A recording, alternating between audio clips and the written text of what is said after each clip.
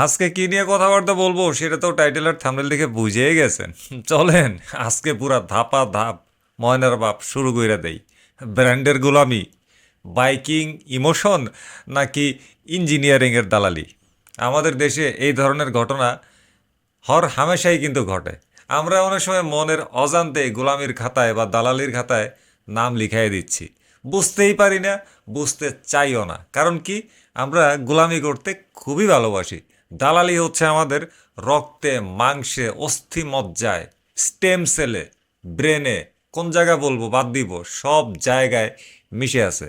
বাংলাদেশে বাইকিং এখন আর কেবল যাতায়াতের মাধ্যম না, এটা একটা তথাকথিত কাল্ট বা গোষ্ঠীগত উন্মাদনায় পরিণত হয়েছে, একদম সুপ্রতিষ্ঠিত হয়ে গেছে।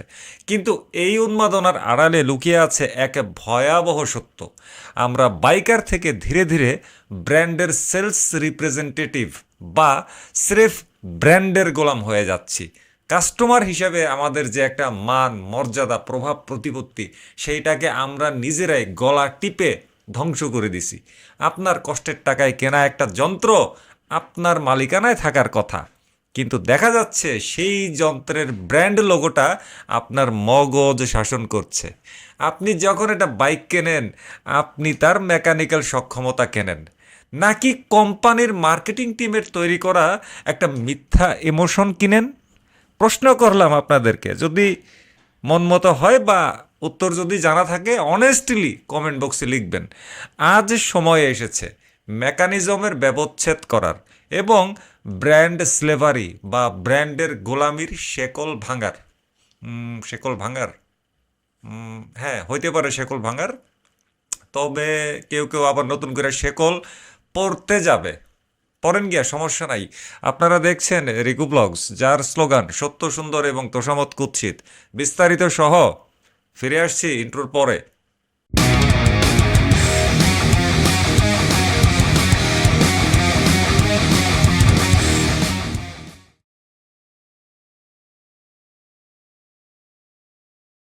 একটা বাইক চলে পেট্রোল, বাতাস আর স্পার্কের সমন্বয়ে গঠিত কম্বাশন প্রসেসে।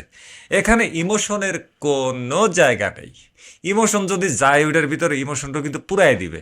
কিন্তু ব্র্যান্ড ভক্তরা, না সরি ভক্ত না, এরা ভক্ত নামের গোলাম। ব্র্যান্ড ভক্ত নামের গোলামরা যখন তাদের পছন্দের ব্র্যান্ডের একটা নিম্নমানের ইঞ্জিনকেও সেরা দাবি করে, তখন বুঝতে হবে তাদের মেকানিক্যাল সেন্স একেবারে কাজ করছে না। তাদের মাথার মধ্যে যে ইসিউটা, সেইটা এরর কোড চলে আসছে। ওই এরর কোড কোনোভাবেই মোছা সম্ভব না।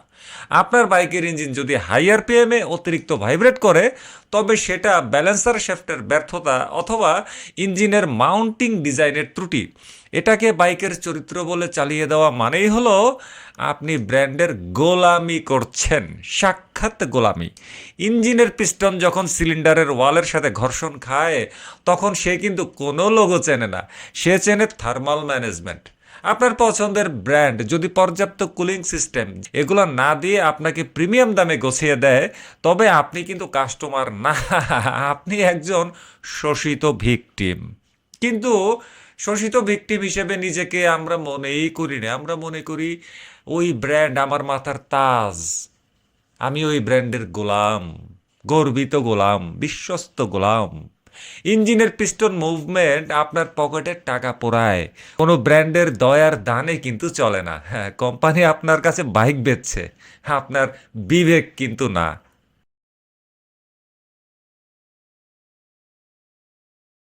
ব্র্যান্ডের গোলামরা সব সময় পেপার স্পেক্স নিয়ে চিৎকার করে, অথচ তারা বোঝে না যে একটা বাইকের হর্স পাওয়ার আর টর্ক ডেলিভারি গ্রাফ কেমন হওয়া উচিত। কোনো ব্র্যান্ড যদি 160 সিসি বা 150 বা অন্য কোনো সিসির ইঞ্জিনে অনেক বেশি পাওয়ার দেয়, কিন্তু সেই পাওয়ার হ্যান্ডেল করার মতো ব্রেকিং বা চেসিস ব্যালেন্স না দেয়, তবে সেই বাইকটা আসলে একটা ডেথ ট্র্যাপ। মেকানিজম বলে ইঞ্জিনের স্ট্রোক লেন্থ এবং বোর ডায়ামিটার নির্ধারণ করে বাইকটা সিটি রাইডের জন্য নাকি হাইওয়ের জন্য। কিন্তু ব্র্যান্ডের গোলামরা মনে করে তাদের প্রিয় ব্র্যান্ডের 100 সিসির বাইকও মনে হয় রেসিং ট্র্যাকে নামিয়ে দেওয়া যাবে এবং 1 নাম্বার পুরস্কার অর্জন করা যাবে। এই যে টেকনিক্যাল নলেজ ছাড়া অন্ধ সমর্থন, এটাই কোম্পানিগুলোকে সুযোগ করে দেয় থার্ড ক্লাস পার্টস দিয়ে বাইক অ্যাসেম্বল করার। যখন আপনি একটা ব্র্যান্ডের ডিফেক্টিভ গিয়ারবক্স কিংবা লুজ চেইন টেনশনার নিয়ে গর্ব করেন, এটাকে বৈশিষ্ট্য বলে চালিয়ে দেন, তখন আপনি মেকানিক্যাল ইঞ্জিনিয়ারিংকে অপমান করছেন। না, অপমান না, একেবারে গলায় টিপে দম বন্ধ করে সানডে মানডে ক্লোজ করে দিচ্ছেন। লোগো দেখে তেল মারলে ইঞ্জিনের ফ্রিকশন কিন্তু কমে না, বরং আপনার কাণ্ডজ্ঞান ঘর্ষণ খেয়ে একেবারে ক্ষয় হয়ে বিলীন হয়ে যায়।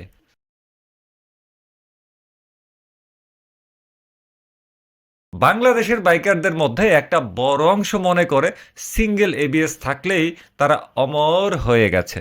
ব্র্যান্ডের গোলামিতে অন্ধ হয়ে আমরা ভুলে যাই যে অনেক প্রিমিয়াম ব্র্যান্ড এখনও ইন্ডিয়া বা বাংলাদেশের মার্কেটে কস্ট কাটিং করার জন্য নিম্নমানের টায়ার বা ড্রাম ব্রেক দিয়ে বাইক বাজারে ধাপাধাপ ছেড়ে দিচ্ছে।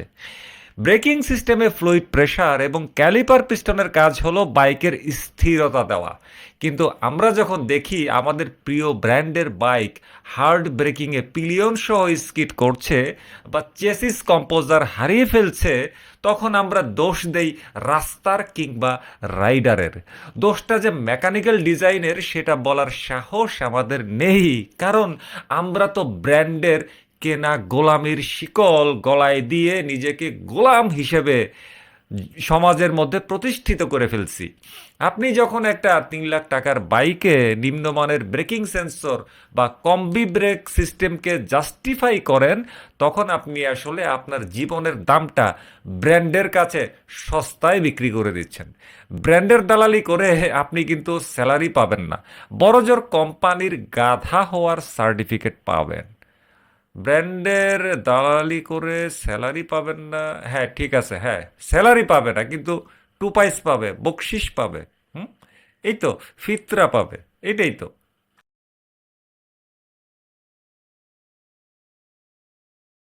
অনেক বাইকার মনে করেন তাদের ব্র্যান্ডের ইঞ্জিন গরম হওয়া মানে মানে গরম হওয়া বলতে কি অতিরিক্ত গরম হওয়া, যাক কথাটাকে আবার বলি।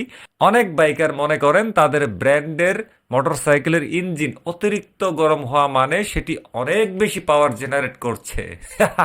এটা নিরেট একটা মূর্খতা। মেকানিক্যাল সায়েন্স বলে কোনো ইঞ্জিন যদি অতিরিক্ত হিট হয়ে পারফরমেন্স ড্রপ করে, তবে তার কুলিং জ্যাকেট বা ফিন্স ডিজাইন ভুল ছিল। আপনার ব্র্যান্ড কি লিকুইড কুলিং দিচ্ছে নাকি অয়েল কুলিং? আর সেই কুলিং কি আসলেই ইঞ্জিনের কম্প্রেশন রেশিও অনুযায়ী পর্যাপ্ত? ব্র্যান্ডের গোলামরা যখন এয়ার কুলড ইঞ্জিন নিয়ে 120-130 স্পিডে টানা রাইড করার গর্ব করে এবং ইঞ্জিন সিজড করার ঝুঁকি নেয়, তখন বুঝতে হবে তাদের মগজে ইঞ্জিনিয়ারিংয়ের চেয়ে ব্র্যান্ডের লোগোটাই বেশি জায়গা দখল করে আছে। ইঞ্জিনের মেটাল এক্সপ্যানশন কোনো ব্র্যান্ডের নাম শুনে থেমে থাকে না। মেটাল বডি আর কয়েকটা গিয়ারের সমষ্টি কখনোই আপনার ইগো হতে পারে না। লোগোর মোহে পড়ে মেকানিক্সের সূত্র বদলানোর চেষ্টা করবেন না। না, কাদেরকে আমি কি বলি? যারা গোলাম, অলরেডি প্রতিষ্ঠিত গোলাম, তারা তো সেটাই করে নাকি? অবশ্যই সেটা কমেন্টে লিখবেন।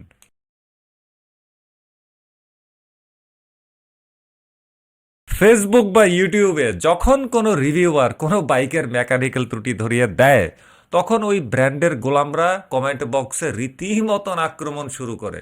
এদের স্লোগান হলো, আমার ব্র্যান্ডের সমালোচনা মানে আমার নিজের অপমান।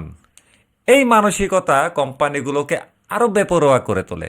তারা জানে যে বাংলাদেশে তারা যাই আবর্জনা রিলিজ করুক না কেন, একদল অন্ধ ভক্ত সেটাকে সোনার হরিণ বানিয়ে প্রচার করবে, দলবদ্ধ হয়ে প্রচার করবে। ফলস্বরূপ আমরা উন্নত প্রযুক্তি থেকে বঞ্চিত হচ্ছি। আপনি যখন একটা ব্র্যান্ডের ত্রুটি লুকিয়ে রাখেন, মাটি চাপা দিয়ে রাখেন, তখন আপনি আপনার অন্য একজন বাইকার ভাইকে ভুল তথ্য দিয়ে বিপদে ফেলছেন। এই তোষামত কেবল কুৎসিত নয়, এটা একটা বড় ধরনের অপরাধ। সত্য সুন্দর, কিন্তু তোষামত কুৎসিত। তোষামত দিয়ে বাইক চলে না, বাইক চলে সঠিক মেনটেনেন্স আর টেকনিক্যাল নলেজে।